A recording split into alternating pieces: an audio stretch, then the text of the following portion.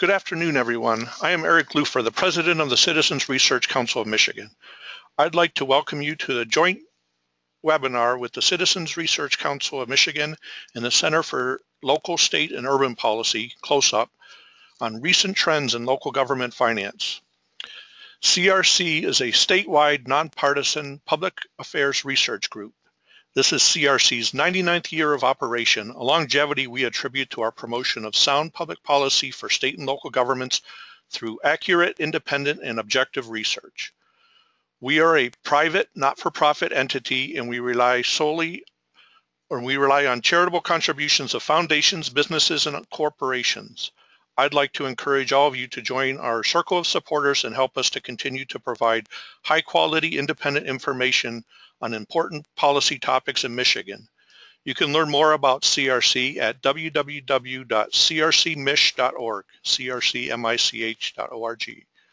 At the site, you'll find an opportunity to sign up for our email distribution list to be notified about newly released papers. The Center for Local, State, and Urban Policy, CLOSUP, housed at the University of Michigan's Gerald R. Ford School of Public Policy, conducts and supports applied policy research designed to inform state, local, and urban policy issues. Through integrated research, teaching, and outreach involving academic researchers, students, policymakers, and practitioners, CLOSUP seeks to foster understanding of today's state and local policy problems and to find effective solutions to those problems. Learn more at closup.umich.edu. Please note that we are recording this webinar and we will post it on our Citizens Research Council website, where it will be available for future viewing. Second, we have everyone but the presenters on mute, so we will not be able to hear you if you speak. To ask a question, please type the question into the question pane that should be appearing in the GoToWebinar software. You can type these questions in at any time. If you have any technical problems during the webinar, please let us know by calling 734-542-8001. After the webinar, you will receive email soliciting your feedback, and we would very much appreciate any thoughts you have. So what are we going to talk about today? Michigan local governments collectively have had a hard time of it through the past 15 years. Starting in 2001, they suffered from reductions in state revenue sharing that resulted from the reprioritization of funds at the state level that shifted funding away from their statutory purpose to other state functions. Then, starting in 2008, they suffered from the effects of the housing bubble burst, the foreclosure crisis, and the outmigration of people and manufacturing jobs away from Michigan. We are now about 6 years removed from what seemed to have been the worst of the recession. Jobs are coming back, housing values are picking up in some parts of the state budget remains balanced, which may signal more consistent state funding in the future. But there are some signs of financial difficulty for some or all of our local governments. In lieu of a solution to the state's road funding needs, local governments are left to their own devices to meet the road needs within their jurisdictions. Rebounds in property values will provide only some relief, as constitutional property tax limitations restrain the ability of local governments to benefit from that growth. How does this translate to local government finances? Today, we offer two perspectives on the trends on local government finances. First, we will hear from CLOSUP on the survey data they collect on the perceived well-being of local governments. Upon completion of their comments, CRC will provide some insights from some ongoing research we are conducting looking at the erosion of the property tax base and how different parts of the state have been affected by this change. I will wrap up the webinar with some slides that provide some context for everything we've heard at that point. From CLOSUP, we will hear from two speakers. Deborah Horner is a project manager with the Center for Local, State, and Urban Policy at U of M's Ford School. She received her doctorate in political science from the University of Michigan in 2007 and has extensive experience with survey research, both in academia and in the private sector with Ford Motor Company. Her teaching and research at U of M covers a wide variety of issues regarding state and local policy in Michigan and beyond. Sarah Mills is a postdoctoral research fellow and project manager at CLOSUP. She received her PhD in urban planning from the University of Michigan last winter, and her research focuses on policy in the state's urban community, in the state's rural communities. We will also hear from two speakers from CRC. Othniel Quiche is a research associate with CRC. He has been on the staff for a little more than a year after receiving his undergraduate and master's in public administration degrees from Wayne State University. I, serving as the moderator and final commenter, am Eric Lufer, the president of CRC. I have 28 years of experience with CRC, with most of that time spent working with local governments. I have worked on city charter issues, state revenue sharing, property taxes, intergovernmental collaboration, consolidation of local governments, and many other aspects of local government. With that, let me turn the show over to Deborah Horner, who will get us started. Thanks, Eric, and thanks to all of you who are joining us today. Before I review some of the trends we're seeing in local government fiscal health here in Michigan, I want to start with a very brief overview of the data we'll be looking at, where it comes from, and what it can tell us. In the second half of the webinar, CRC will be looking at a different data source. But to start, Sarah and I will be talking about the findings from the Michigan Public Policy Survey, or MPPS. For the past 7 years, the Center for Local, State, and Urban Policy has conducted a biannual survey. This is a census survey. That is, we ask for the participation of every single county, city, village, and township in the state. We send a questionnaire to the chief elected and appointed official in each jurisdiction twice a year. So this goes to managers or administrators in any of the jurisdictions, city mayors, village presidents, township supervisors, and county board chairs. If we have an email address for the official, we send an invitation to take the survey online, but because of connectivity issues or simple comfort levels, we also have a number of officials who take a hard copy version. We want to be sure that no local government is excluded. In this spring, MPPS surveys focus on fiscal and budgetary issues, while each fall we cover a new topic. Last fall, we looked primarily at transportation, road funding, public transit, relationships with county road commissions. But we've also previously covered economic development, intergovernmental cooperation, unions, wind energy and fracking, citizen engagement, and lots more. One of the things that sets the MPPS apart is our phenomenal response rate. Each way we hear from over 70% of Michigan jurisdictions. This not only gives us confidence in reporting about the statewide prevalence of a particular issue, but also allows us to break down our data in many specific ways, by region of the state, jurisdiction type, and population size. We also think it speaks to the support we have among local officials that such a high percentage of them agree to take part wave after wave. Soon after the MPPS is out of the field, we post the questionnaire and the data tables online, something that isn't very common in academic research, but should be. We also have a process for sharing anonymized data sets with other researchers. We use a whole host of expert advisors as we develop new questions for the survey. These are not just academic folks, but importantly, practitioners, policymakers at the state and local levels, staff from MML, MTA, and MAC. And whenever possible, we try to borrow questions from other national surveys so that we can compare our results here in Michigan to national averages. So why do we do this?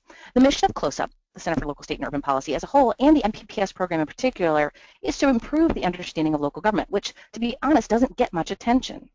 To give information to local leaders themselves, like some of you listening, about the challenges being faced in other jurisdictions across the state and how other local officials are responding to these challenges, to work as a benchmarking tool. We aim to better inform state policymakers about what's going on at the local level jurisdictions in the state, and we go out into the field each year and in the spring with the same questions so that we can build a longitudinal data archive that allows tracking of changes in local conditions. And finally, CLOSUP uses the MPPS to foster academic research and teaching on local government issues, to get more young people knowledgeable about local government and to get more aspiring public policy specialists interested in local issues.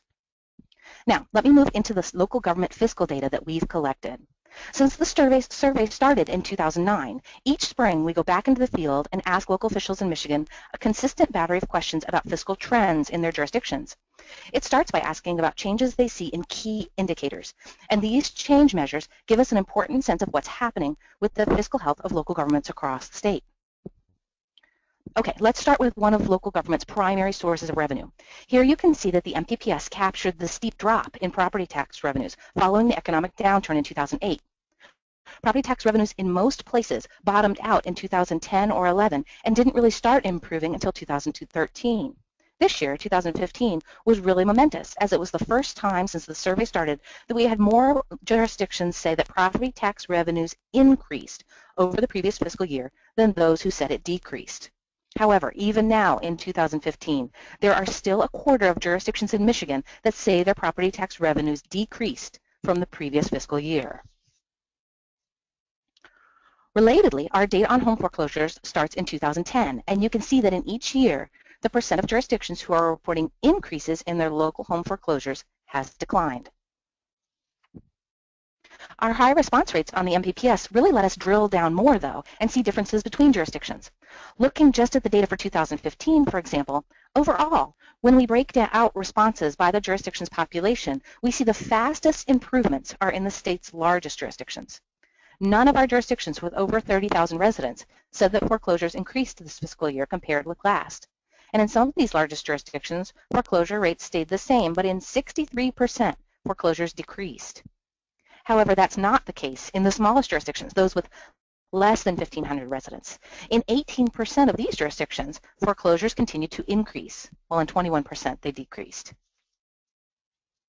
Switching back to our look at statewide trends, the MPPS also asks about another revenue source, state aid. You can see that there were significant cuts to local governments in revenue sharing and other monies from the state through 2011 and into 2012. 2014 was the first year that Michigan jurisdictions who saw increases outnumbered those who had seen decreases, and since last year, there's been little change in the reports about state aid. We also look at revenue metrics, such as fees for services, licenses, etc., as well as jurisdictions' struggles with tax delinquency, both of which have seen similar steady, but unfortunately slowing improvement since the worst of the Great Recession's impact. Revenues are not the only thing we ask about. Expenditures continue to be a burden for many local governments across the state. For example, if we look at infrastructure needs, these continue to increase. What you can see in this slide is that this year, 52% of jurisdictions said their infrastructure needs increased compared with the previous fiscal year. But last year, 54% said the same thing. So, as you all know, very few jurisdictions in the state are catching up with their infrastructure. Year after year, people are telling us they have higher infrastructure needs than the year before. That said, we can see that local governments tell us they have been able to spend more in the past 2 years in some places. For example, when it comes to employee wages. During the lean years, most local governments froze wages. But as you can see in this slide, in 2015, over half of all local officials tell us that their employee wages overall have increased, and only 1% say they've decreased. On the other hand, many local governments drastically cut their staff levels in the wake of the Great Recession, and few report increasing their attempts to refill these lost positions. In 2010 and 2011, approximately a quarter of jurisdictions reported decreases in their number of employees compared with the previous year. Now, in 2015, only 10% are saying that they were replacing those employees, and an additional 7% say they are still shedding staff. Okay, so looking at this sample of indicators to fiscal health, what does it mean in the aggregate for local jurisdictions? What we're seeing since 2010 is a gradual increase in the ability of local government statewide to meet their financial needs, but that in the past 2 years, many of those signs of improvement are starting to slow. One of the general questions our survey asks is whether local government is better able or less able to meet its financial needs this fiscal year compared to the last fiscal year. From this slide, you can see that the low point was in 2010, when 61% say they were less able, and only 9% said they were better able to meet their needs. In 2013, we finally had a situation where as many jurisdictions were better able than less able, and in 2014, there was even more improvement. In 2015, we see a slight uptick in the number of jurisdictions that are better able to meet fiscal needs and a slight downtick in those that are less able. But there are still 20% of jurisdictions in the state that are worse off than the year before. What we're concerned about is how many of these jurisdictions have persistently been less able to meet their fiscal needs over the last 7 years and continue to do so. Now, for confidentiality reasons, we don't report out on a jurisdiction-by-jurisdiction basis. But one of the benefits of having such a huge response rate is it allows us to break down MPPS data at a very fine-grained level. So, for example, we can look at the responses to the better able, less able fiscal health question at the county level over time in all 83 counties and regions across the state. The next few slides are very colorful, and they'll track changes from 2009 to 2015 at the county level. So if a county is red, it means there were more jurisdictions in that county who reported they were less able to meet their financial needs compared to those that were more able to meet their fiscal needs. If a county is green, more local jurisdictions said they were better able to meet their fiscal needs. So here in 2009, this only applies to Huron County. Again, we're not talking about the response to the county government itself. This is all of the local governments within one county. And this is 2009. You can see in 2010, the state is even darker red, so we have higher percentages of those who are less able to meet fiscal needs. In 2011, we have 4 green counties and less dark red. And by 2012, we're up to 24 counties where there was a net improvement in fiscal health. 2013 showed continued net improvement, and 2014 was a tipping point for this measure of fiscal health. There were 55 counties last year where more jurisdictions reported being better able to meet fiscal needs compared with those being less able. And now in 2015, it's up to 59 counties that posted net improvement. Notably, though, there are 7 counties in the state where all 7 years of the MPPS, more local jurisdictions said they were in decline than were improving in their ability to meet their needs. Cass, Delta, Dickinson, Hillsdale, Kalkaska, Otsego, and Roscommon. So let me turn it over now to Sarah Mills, and she's going to talk a little bit about what these improvements add up to.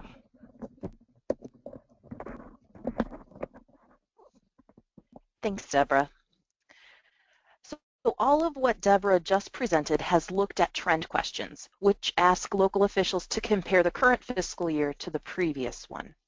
While this kind of analysis provides a picture of how fiscal health is changing, it doesn't necessarily identify the current state of fiscal health. This year, we also report on a question that we call a fiscal stress index. It's a single summary variable that provides a snapshot of the current level of fiscal stress in each community.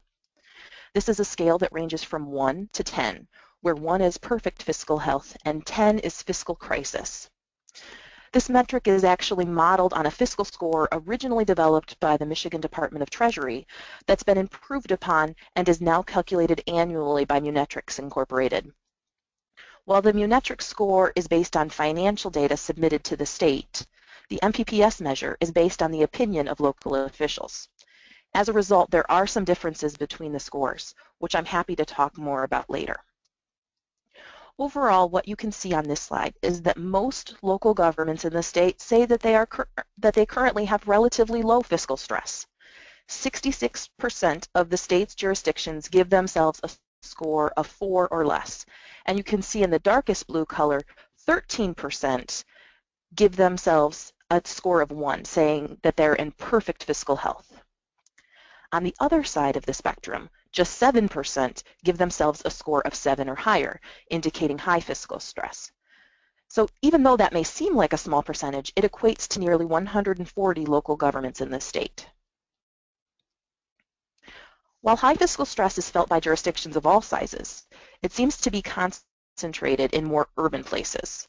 So here you can see 12% of both cities and villages say they are in high stress, but only 3% of counties and 5% of townships give themselves a high stress score. Given the high levels of stress in urban areas, it's unsurprising that Southeast Michigan is the region of the state with the highest concentration of local governments in high stress. But what might be more surprising is the Upper Peninsula. 10% of local officials in the UP say that they are in high stress. And the UP also has the lowest percentage of officials that say they are in low stress, with 54% of officials saying that. Looking at the trend data that Deborah reported earlier, there are a couple of things that stand out when you use this fiscal stress index to differentiate communities. Here you see that high-stress communities are more likely to say that property tax revenues are continuing to decrease rather than increase. In contrast, most jurisdictions say they are in low stress also say property tax revenues are increasing. We see the same trends with state aid. It's not increasing as quickly in jurisdictions in high stress, and these officials are also more likely to say that cash flow is a problem. I think what's most troubling is that rather than improving, jurisdictions that are currently in high stress are more likely to say their fiscal health has declined in the last year. So here you can see that 43% of the jurisdictions in high stress say they are less able to meet their fiscal needs this year compared to last.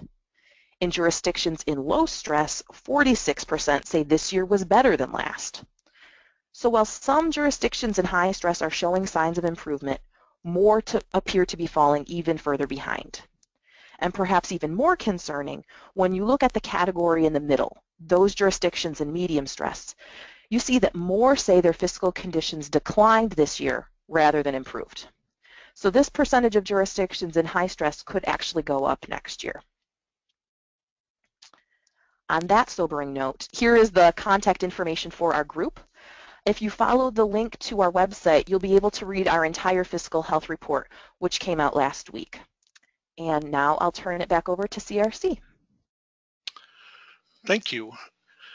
So as you can tell from those presentations, there's a lot of really good information about what local governments are saying about their own financial condition and the trends that are going on. Citizens Research Council is not asking the officials. We're looking at the data that the local officials are reporting to the state, and we're looking particularly right now at the property tax issue and how different local units of government are being affected by that. So I'm going to turn this over to Othniel Quiche, who has a lot of data on the property tax side, and we can hear from him on that. Thanks, Eric, and thank you to our friends at CLOSUP. As you'll see during this part of the presentation, a lot of what CLOSUP has told us is going to resonate with some of the data that we're going to be discussing. We're going to be looking at taxable value trends in Michigan from 2000 to 2015.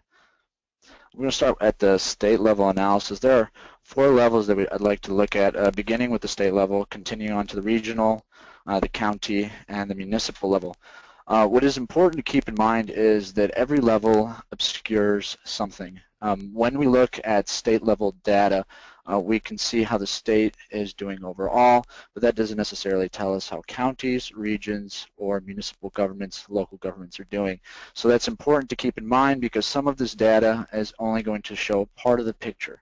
You're going to see counties that at the aggregate level are doing well, but that does not necessarily mean that that may be true for the local governments that are part of said county.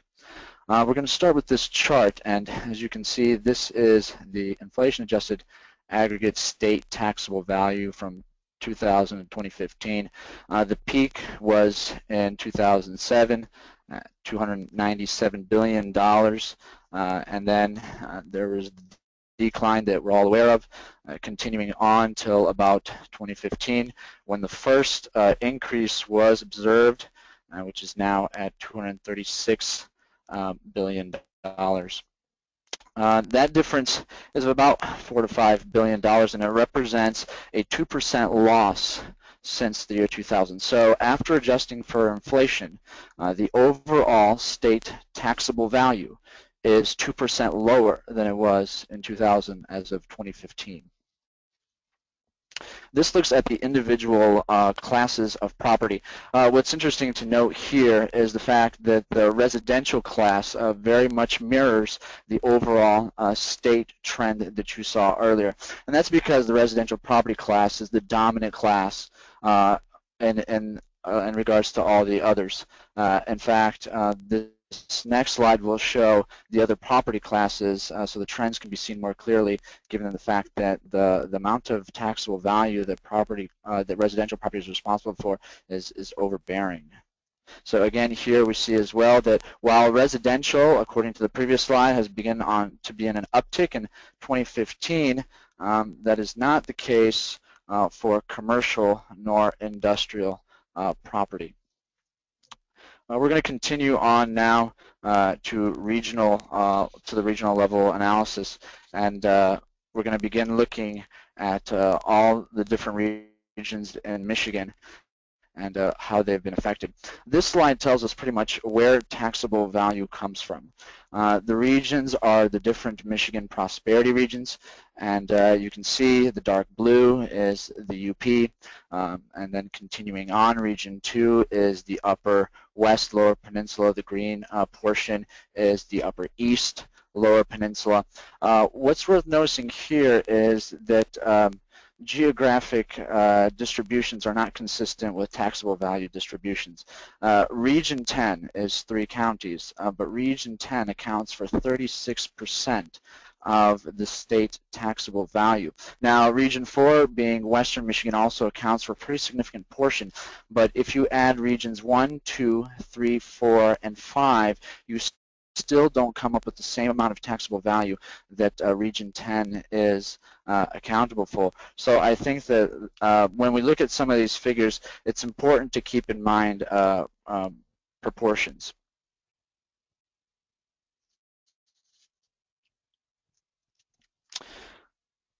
This next slide shows 2 different maps. The first on the left-hand side has all the different regions, and then you can see the outlines of the county. The question is, from 2000 to 2015, where is taxable value at the regional level in comparison to the 2000 base? All the counties and, of course, the regions in green indicate regions that are above their 2000 base as of 2015. And if we look at Region 6 and Regions 10, both of those regions are below their 2000 bases. And this resonates very strongly with what CLOSUP has been telling us, that Southeast Michigan is generally responding to the fact that there are struggles there. So we can see here that both Regions 10 and Region 6 are below their 2000 base. Now, of course, again, this does not necessarily mean that every municipal government or every county in these regions are struggling. We're looking at aggregate levels. The second map is important because it's relevant to the highs in 2007.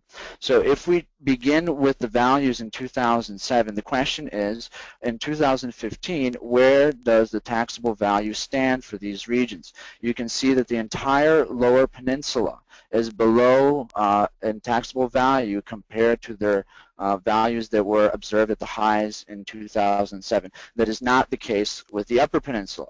Again, not stating that, not implying the fact that there may not be local governments in the Upper Peninsula that have lower taxable values now than they did in 2000. This table represents the different property classes and in respect to the regions and what they look like in terms of declines and decreases. Region 1 again was the Upper Peninsula. The other regions follow from there. We can see that the industrial class is perhaps the class that was hit the hardest, if you don't, of course, the developmental class as well, but the industrial property class is generally more stable, but it is the class that has been affected the most, and losses are heaviest there. You can see that Region 6, again, the thumb region of the state, is below in 2015 in terms of aggregate taxable value compared to 2000 by 8%, and Region 10, which are those 3 counties, Macomb, Oakland, and Wayne counties, are below by 17% compared to their 2000 base. Region 5 just broke even as of 2015, and then we can see that Region 7 is also barely above at 5% over their 2000 base. Now we look at the same classes of property, but again, very much like the second map compared to 2007, and we see that compared to that base year in 2005, all regions stand below their 2007 base figures. Some more than others, obviously Region 10 with the highest losses compared to their heights in 2007, followed by Region 6. Now, as we transition to the discussion at the county level, it's worth looking at two regions that are right on the precipice of either losing, having lost, or gained compared to 2000 and 2015. From 2014 to 2015, we see on the left-hand side, Region 3, the majority of the counties in Region 3 were trending down. And this is a worrisome trend. And the question is, what will this look like next year? Because this might be a determining factor for them. And Region 5, we see that half of the counties are also trending down as well. So again, the thing to keep in mind is that while a region might look healthy when looking from that upper level, once you begin to look at the counties, there could be troubling trends that indicate that the future might not be the same. Now on to county level analysis. This map on the left-hand side represents the trend in taxable value for counties from 2013 to 2014. 2014 was a bad year for a lot of counties in terms of those figures. In fact, there are 64 counties in the state that lost aggregate taxable value from 2013 to 2014. The picture is very much different in 2015. In fact, there are only 16 counties that continue to lose taxable value at the aggregate level. These two maps explore some of those dynamics just mentioned. What you'll see on the left-hand side are 12 counties in the state that contribute 43% of the state taxable value and also account for 54% of the state population. These 12 counties, as of 2015, were below their 2000 base. Now, not all of them are still decreasing, but in terms of the final figure, their figures in 2015 were below their 2000 base. If we go on to the next map, we see that there are four different dynamics occurring here. You'll see the counties in the red are those counties that are below their 2000 base, and they're also trending down. So their last figures don't indicate an increase in taxable value. In fact, it indicates a decrease. The orange counties are those counties that are below their 2000 base, but they're trending up. So you'll see, for example, Macomb and Oakland counties there, both, even though they are below their 2000 base, they're still trending up as of 2015. Now, there's another aspect here, and those are the yellow counties. These are counties that are above their 2000 base figure, but they're trending down. So you'll see there are some counties in the UP, and especially those counties up in the upper eastern part of the lower peninsula. Again, to reiterate, because this may be lost in the discussion, we see that the majority of those counties in western Michigan are up compared to their base and also trending up.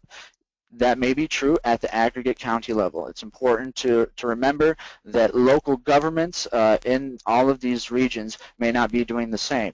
Grand Rapids, for example, is in Kent County, and the county seems to be doing well, but their taxable value compared to their 2000 base is down by 4%. The Battle Creek region is also struggling, is also lower than they were in 2000.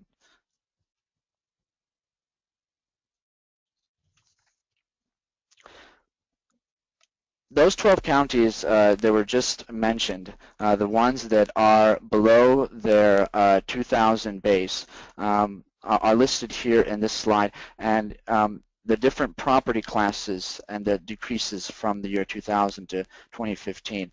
You'll notice that almost, in fact, without exception, for every county, the industrial property class has been affected.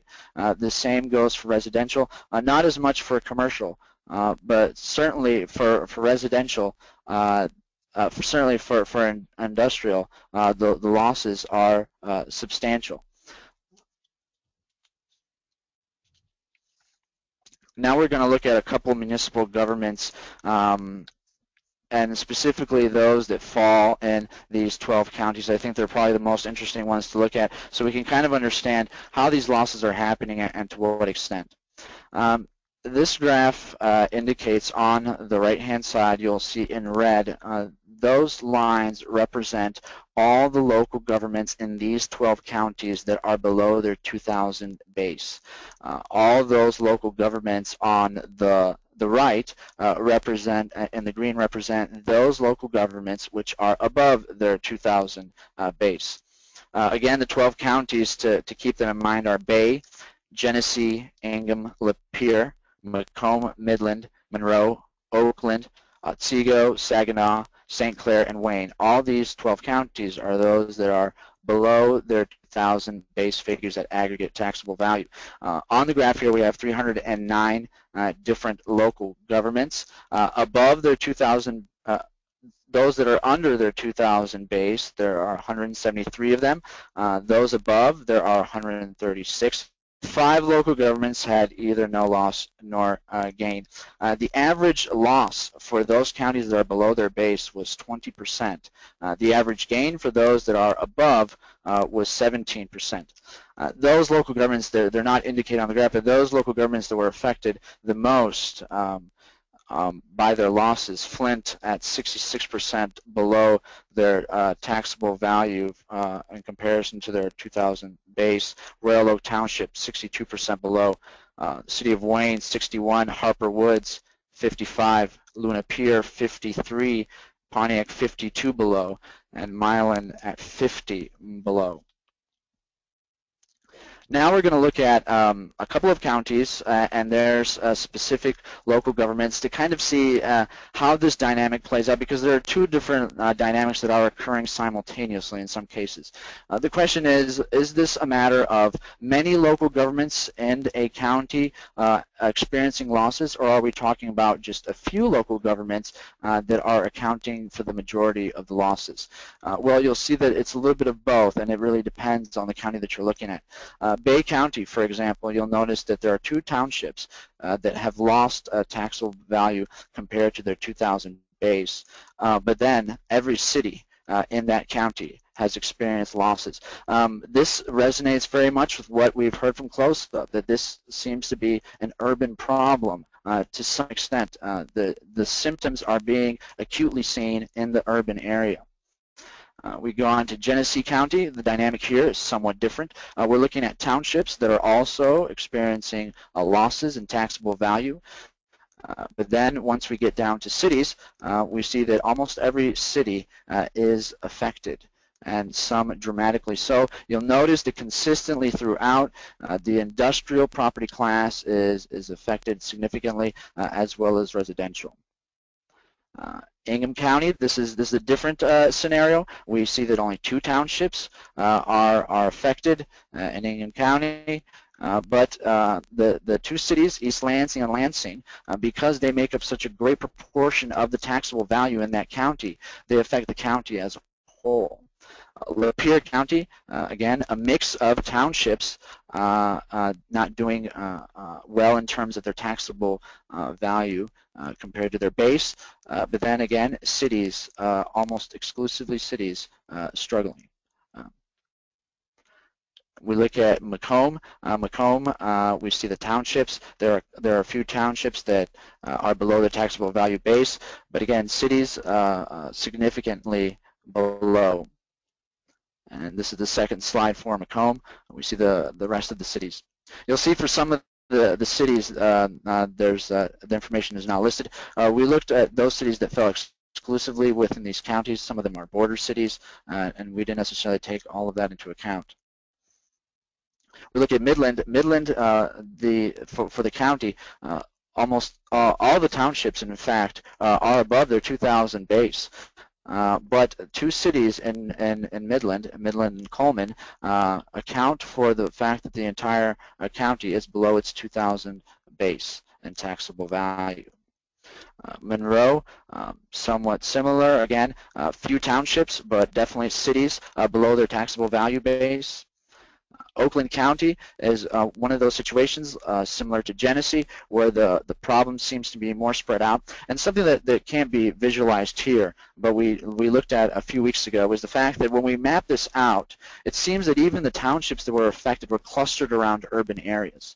So the areas that were most affected were your urban cores. And then as you moved out to the township, the losses were less sustained, but they were definitely more prevalent than the townships that were on the perimeter of the county. So again, as we move into the cities, taxable value losses compared to the base are prevalent and significant. Otsego, we see a bit of a mix, the townships being affected, and then the lone city as well. Saginaw, we have, again, the townships are affected, but the cities exclusively so. St. Clair County, more of the same. Again, you see the cities are the ones that are most affected in terms of losses. Wayne County, similar to Oakland and similar to Genesee. The perimeter townships doing relatively well in terms of taxable value vis-a-vis their base. But then as we move on to the cities, we see sustained losses, and especially in the industrial property class.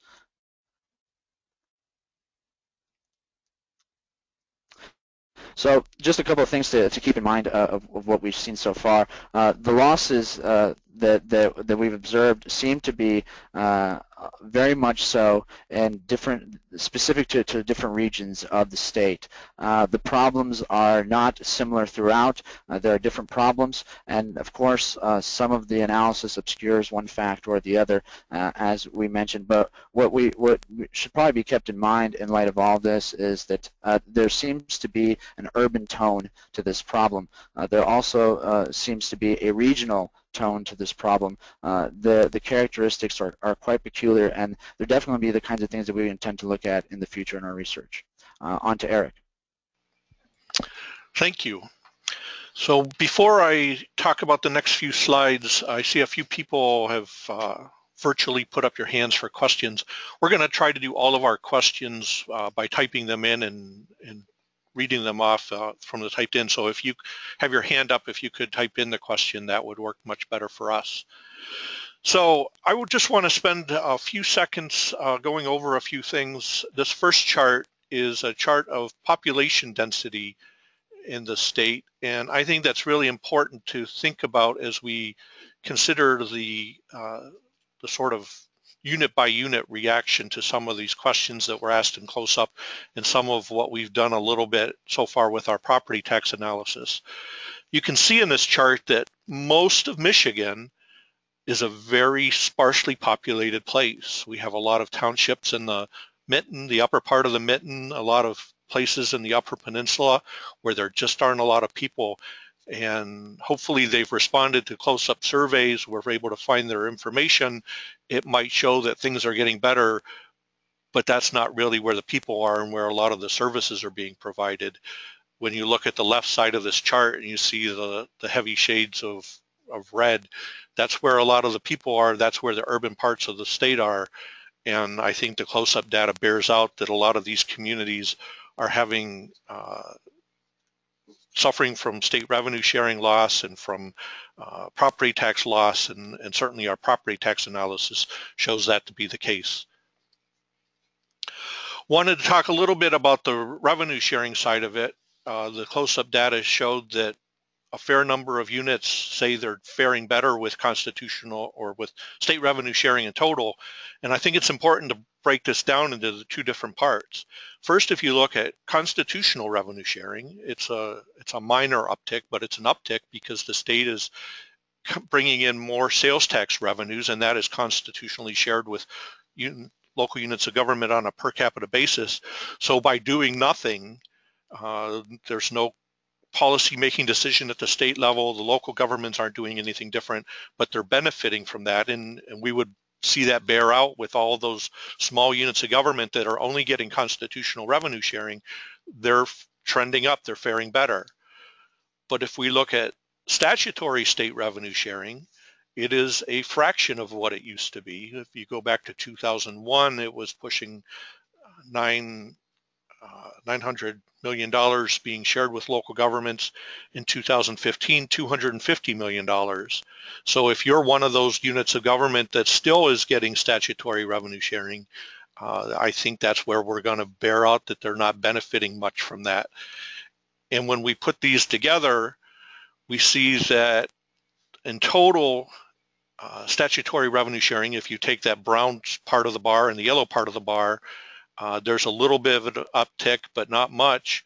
But if the state had gone through with the statutory obligations that were made in prior generations of our legislature, local governments in whole would be benefiting from revenue sharing in total.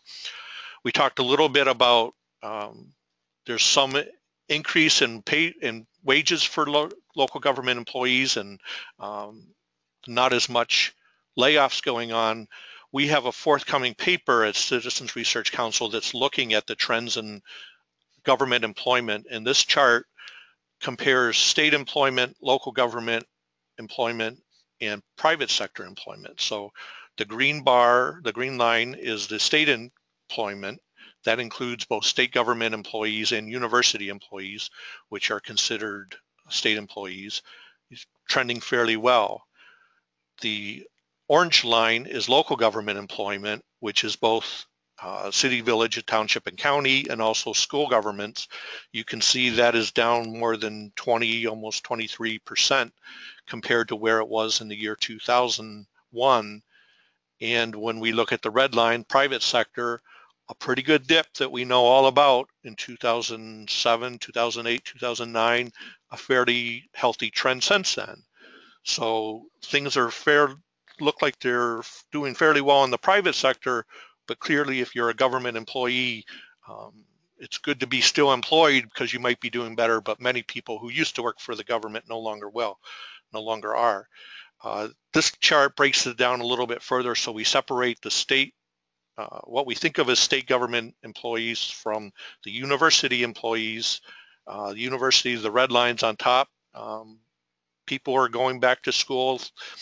People are taking advantage of opportunities to get education. The universities have been responding to that with more employment.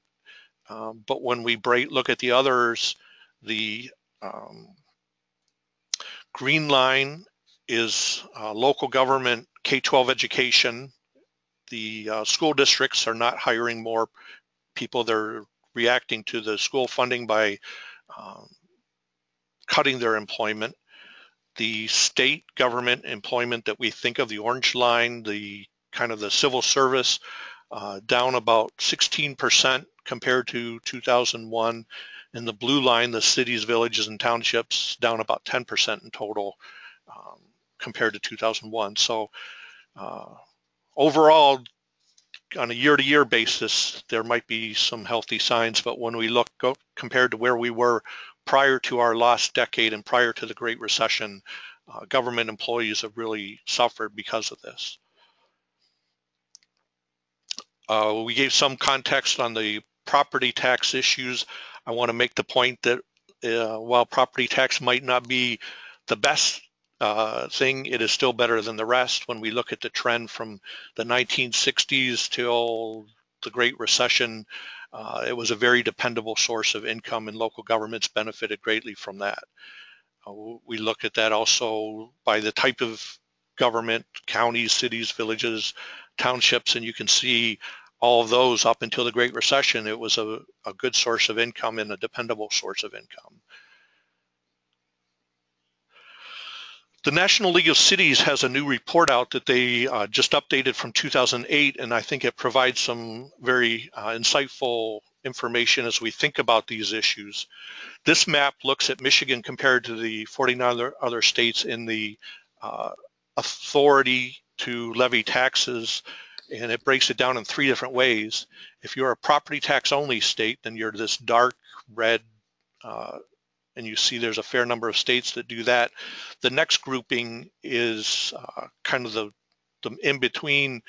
That those states have either the property tax and sales tax or income tax. So two taxes at your disposal, and Michigan is in that group. The third group of the very light states have the authority to levy property tax, sales tax, and income tax. When you think about the fact, though, that only 22 Michigan cities levy an income tax and they have to get voter approval to do that, really we should be lumping Michigan in with those states that are property tax only. And so we've made that adjustment in this map. When we go on, look at other states, look at the Great Lakes states and the authority to levy taxes. Every state in the union has the authority to levy property taxes, but we see that only Michigan, Indiana, and Ohio have the authority to levy income taxes. Michigan is on the outs compared to Wisconsin, Illinois, and Ohio for local option sales taxes. On the outs, only Illinois has the option for local option fuel taxes. The local option license tax, every other Great Lakes except Michigan has that authority for local governments. The local option beverage taxes, Ohio and Illinois have this authority, but not Indiana, Wisconsin, or Michigan. Same thing with local option tobacco taxes. The public utility tax, only Detroit has a utility tax.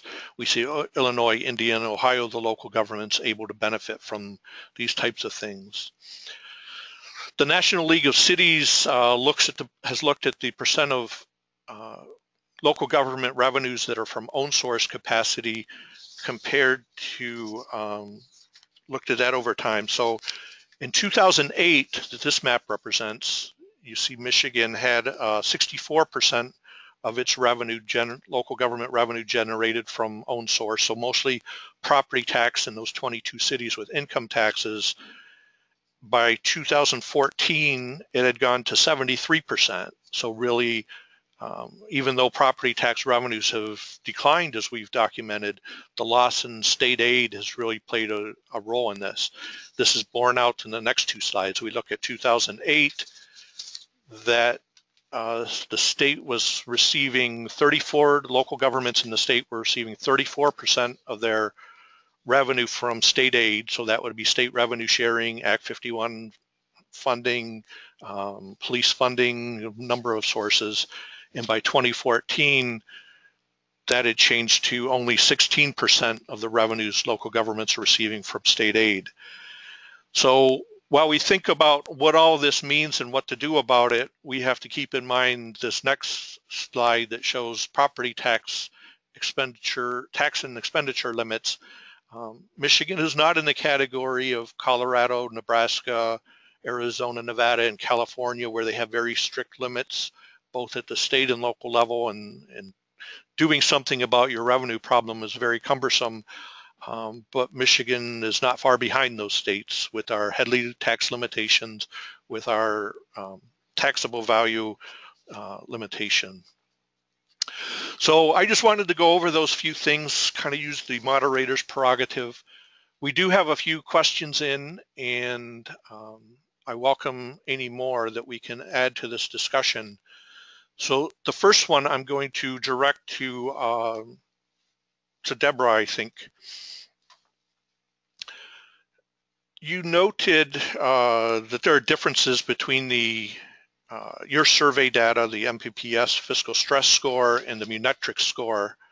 Can you talk a little bit about what those are and how we should interpret that? We're going to have Sarah. Yeah. All right. There we go. So first of all, I want to thank Munetrics for giving us easy access to their scores and for helping to brainstorm why we might be seeing some differences. Wait. Start over with that. I'm sorry. I messed up. Okay. First of all, I want to thank Munetrics for giving us easy access to their scores and for helping to brainstorm why we might be seeing some of these differences. I actually have a slide here showing a head-to-head comparison of Munetrics and MPPS scores for 2013. It's 2013 data because Munetrics is still waiting for all of the 2014 financial data to trickle in order to be able to calculate scores for the vast majority of jurisdictions. You'll also notice that we've limited this analysis to only those jurisdictions with both a Munetrics and MPPS score that year, so it's 835 jurisdictions, so still a pretty big sample. What you can see is that Munetrics scores are almost entirely in the low risk category. 98% of those scores for these 835 jurisdictions are low risk. MPPS scores are still generally skewed towards the left low risk end of the scale, but we do have a number of high risk scores. So that means that local officials are usually self-rating more harshly than what Munetrics shows. Some of the possible reasons for this could be that local officials are naturally conservative when assessing their fiscal stress. They may be taking into account factors that haven't yet shown up on their financial data, or that these local officials may simply have a different definition of fiscal stress. And this is something that we at CLOSUP are hoping to dig into more in the coming year. Thank you. Let me take one of these questions. We have a question. Are you concluding that property tax revenue should continue to be a primary source of revenue for local governments in the future?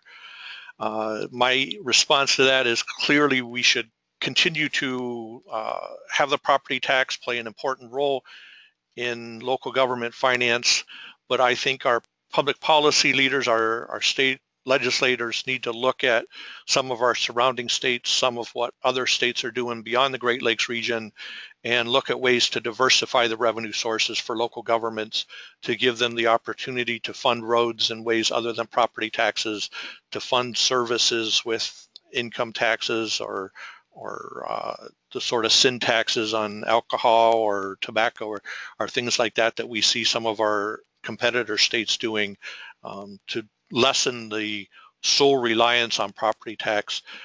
We see also that state revenue sharing is not what it used to be. There's not a lot of hope that it's going to go back to what it once was. So diversification is increasingly important. We have a question relative to the CLOSUP survey. Is there a comparable fiscal stress survey of residents? Specifically, does CLOSUP gather taxpayer sense of health of local governments, or are you aware of anyone that's doing this sort of survey? I'm not sure Of any surveys, we certainly at CLOSUP, we focus specifically on local government officials and what they're telling us is happening in their jurisdictions. I know that Michigan State does a quarterly survey of Michigan residents, but they're typically not focusing on fiscal issues per se. They're doing a lot of different public policy issues and opinion issues rather than focusing on fiscal issues the way we do with ours. However, of course, with additional funding for our program, we'd be happy to expand it any number of ways in order to answer the questions that are important to policymakers across the state. Very good. We have a question about the causes of these losses. Are these losses in taxable value caused by Headley rollbacks? Can you tell us how these losses are distributed across the state and whether those Headley rollback losses are concentrated in certain areas of the state or in certain urban, rural, or certain geographic regions? So what we know about the loss in property values is it's really been driven by the market more than anything. It's the result of the housing bubble burst and the foreclosure crisis that occurred appears to be getting better, but maybe because there's just nothing left to foreclose on, it's really market driven in this sense. And the problem now, as local governments are starting to see some change in the market and people beginning to purchase property again, now we see the Headley Amendment getting in the way, because as those transfers in property occur, the Headley Amendment is going to restrict how much revenue is coming in unless the governments come back to the taxpayers with a question to override any sort of a Headley override. Another question for CLOSUP. Do you think that the municipal leaders are more pessimistic because they know how bad their infrastructure is? Is this something that does not appear in the financial statements?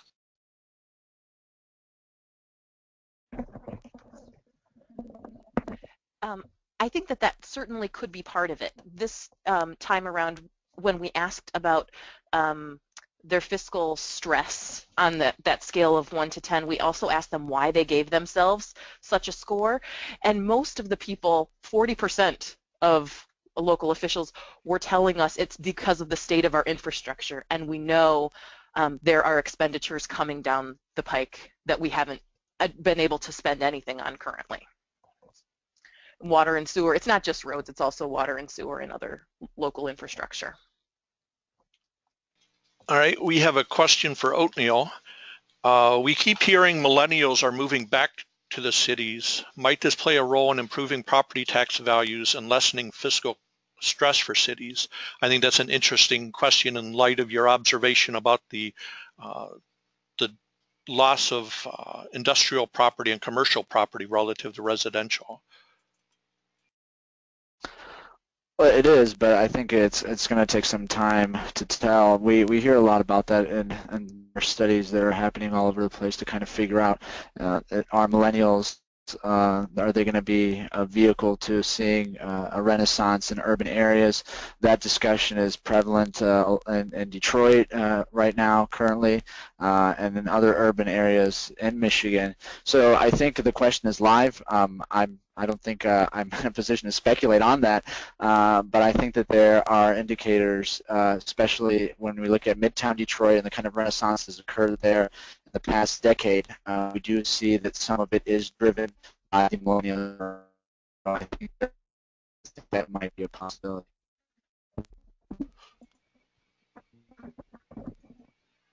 All right. Another question. I don't know if CLOSUP, you have this at your disposal. What percentage of the state's population reside in the high stress jurisdictions? So, Yeah, Eric, hang on one second. I'm sorry, my fault.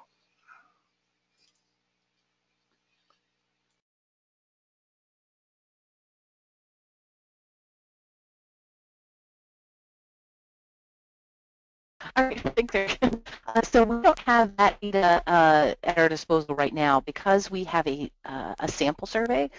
For example, some waves Detroit may answer, some waves Detroit may not answer, and obviously they are an elephant in the room in terms of both fiscal stress and population size. So, and since we usually we aggregate our data into large jurisdictions, medium jurisdictions, small jurisdictions, we're not really looking at specific population sizes. So we can say about the largest jurisdictions that they are ones who are both have seen some good improvement year over year in the past few years, and that we hope that in the future we're going to see some renaissance in those larger jurisdictions. We also noted that the urban areas are the places where the fiscal stress is highest. So we're going to do some additional research on that to look at both the current state of change in urban areas in terms of their fiscal stress, but then also the persistent state. Even if they're changing year over year, are they really in such a dire straits that even small changes in improvement are they're still digging themselves out of a very deep hole that started many years ago. All right, we have a question. Oh, on that question, I was going to comment. When you look at the census data, our 25 largest cities hold about 40, I'm going to get this wrong, hold a high percent of our population. And when you look at the 100 biggest cities, 100 biggest jurisdictions, you're accounting for well over half of the population.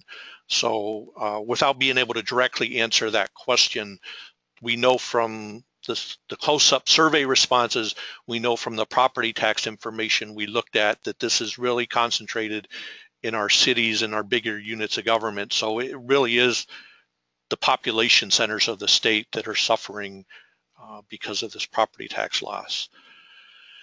How is there any consideration being taken for OPEB and pension liabilities as it relates to fiscal health?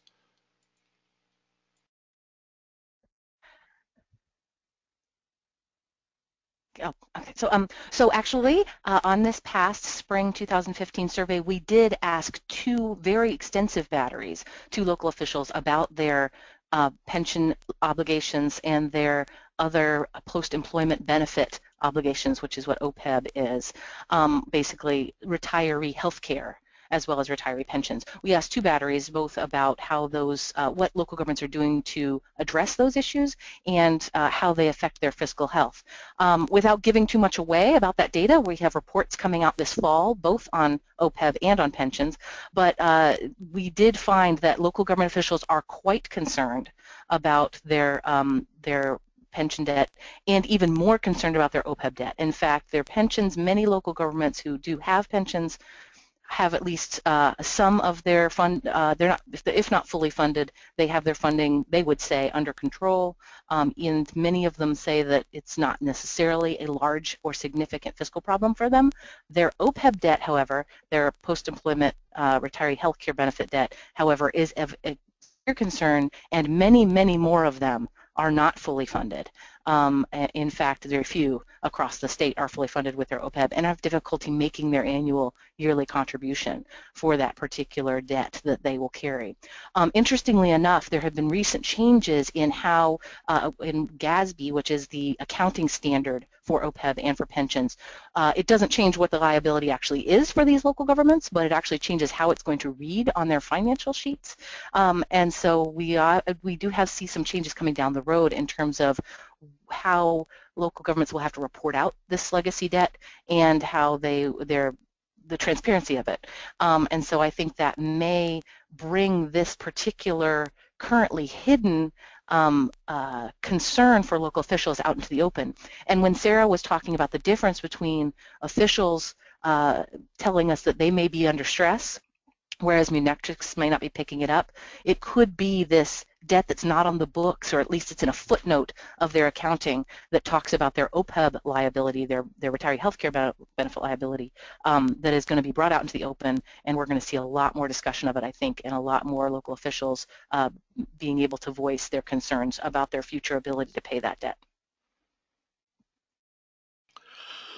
All right. We have Tom Avaco here from CLOSUP as well. He has not been presenting, but we had the question about the property tax revenues, whether that should continue to be a primary source of revenue for local governments in the future. So we're going to give him an opportunity to weigh in on that question after I took my turn. Thanks, Eric, and thank you all for joining us today. From the Michigan Public Policy Survey, we can't say directly what local leaders think about whether the property tax should remain as a primary source, but we asked in 2012 what local leaders think about the system of funding local government in the state, and we found a significant amount of concern.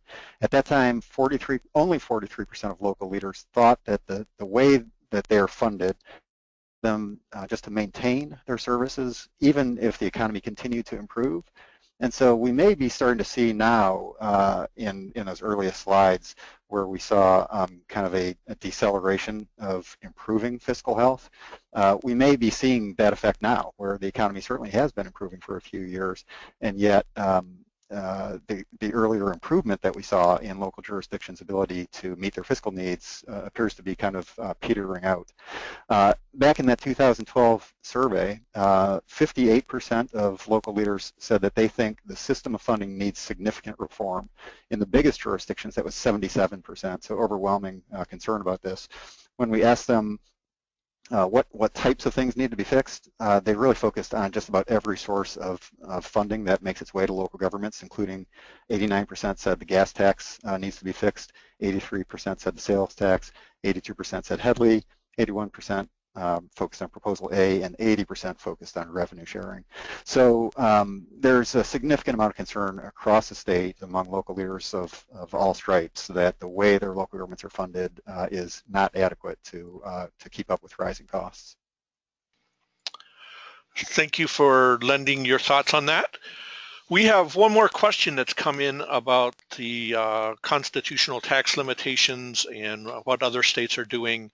And we don't have the ability to answer the question now, but I will follow up with the person that asked it offline. So that wraps up the questions that we have. Thank you everyone for coming, or virtually coming to our webinar. We, as I said, have recorded this webinar. It will be posted online shortly after this presentation ends. If you have any thoughts or questions, we very much would appreciate that, either with the survey that will be sent out or by contacting us directly. Thank everyone for coming, and enjoy the rest of your day.